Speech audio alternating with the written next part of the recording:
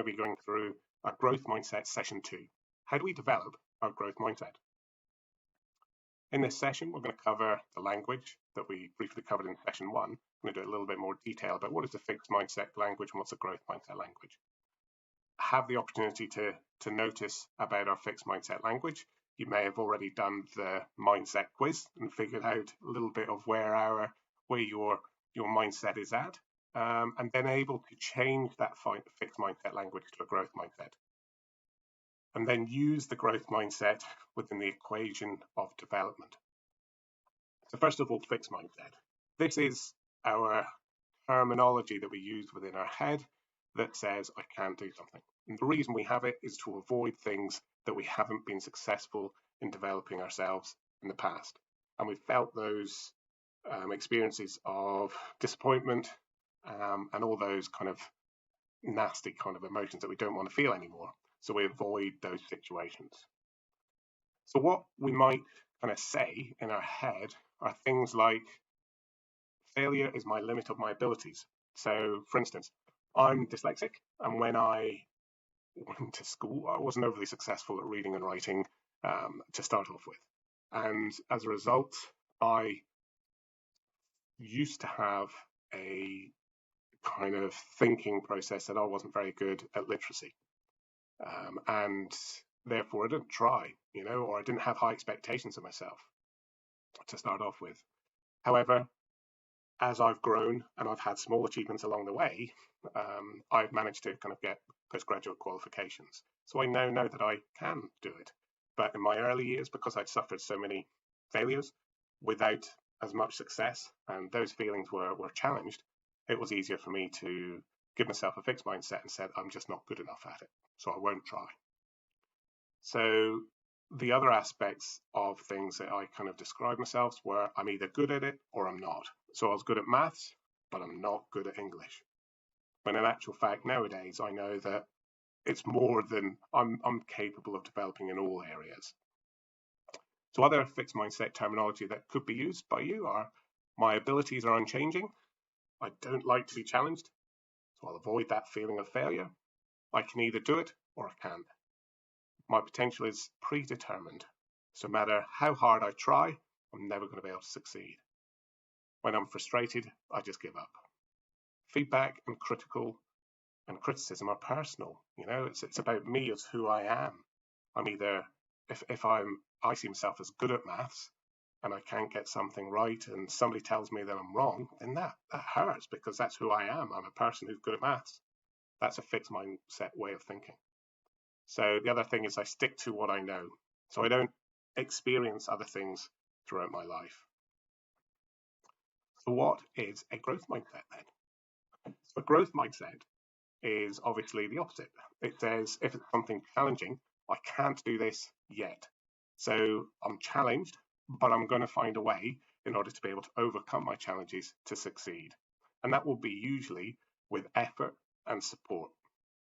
But also it's that overall thinking of, I can change, and I've got a lifelong learning capacity. So anything that I put my mind to with a bit of effort and the right support, I can actually grow and develop in. It might take time, it might take a lot of effort, and it might take a lot of support, but there's nothing that I can't do.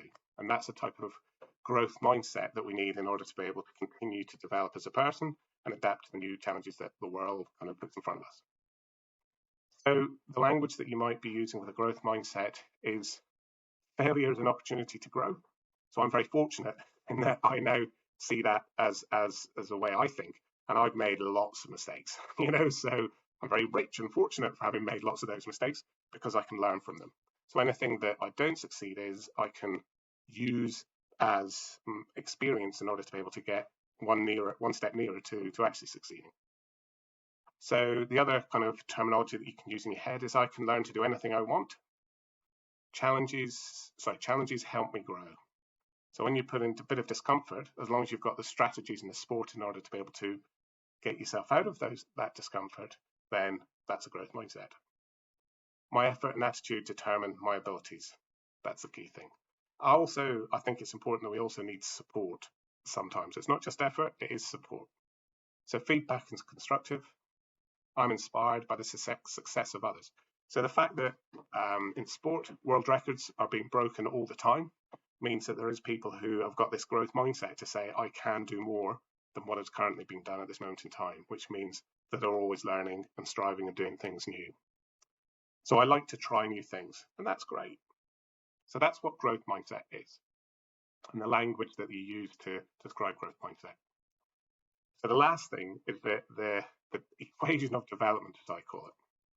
This is where the key ingredients that you need in order to be able to grow are effort plus support, and that's key. So if you say, for instance, you're one of these people who was challenged by maths when you're at school, it's because you didn't get the right support at the right time by your teachers.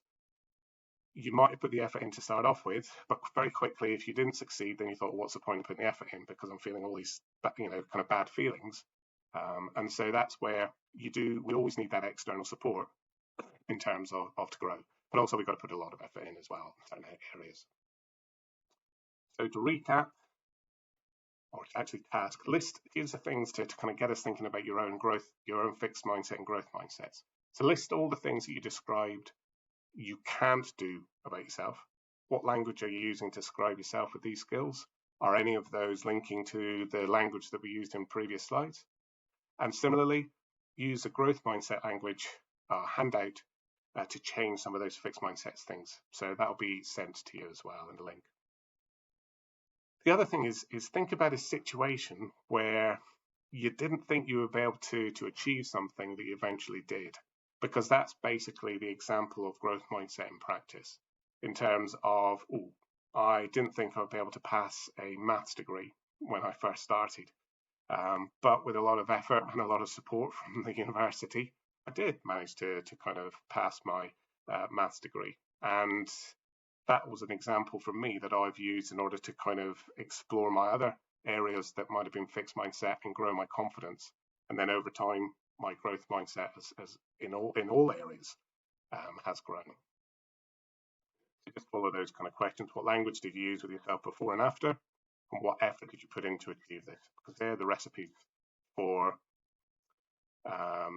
making an effective growth mindset and change. So these are the objectives that we've kind of covered. Compare the language of fixed mindset and growth mindset. Notice when you use a fixed mindset language, change the fixed mindset to a growth mindset, and know about the equation of development. Thank you.